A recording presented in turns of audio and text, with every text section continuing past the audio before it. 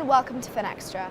I'm Emily Haller and I'm here with Laurence Leyden of SAP, and we're at Cybos 2016 in Geneva. Thank you very much for joining me. My pleasure, Emily.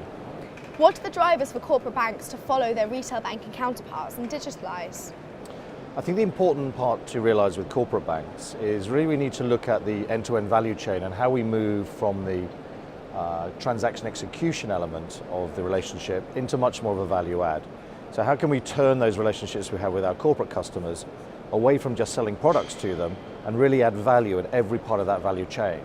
And that digitalisation enables us, I think, to be able to put together elements of it and focus on the value and where that really is for our corporate customers.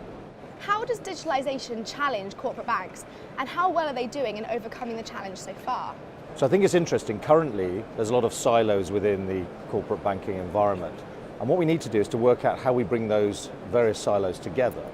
One interesting element, I think, is that if you focus on how they meet the customer needs, that's often ending up in a product sale.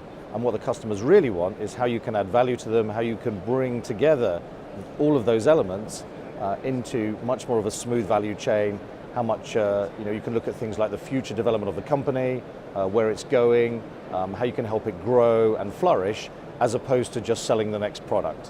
What are the technologies that corporate banks need to leverage in order to add value to their clients in the digital world? Well, I think the first thing with digitization is you need to make sure that you have everything in place to meet that customer demand at the point they want to consume it.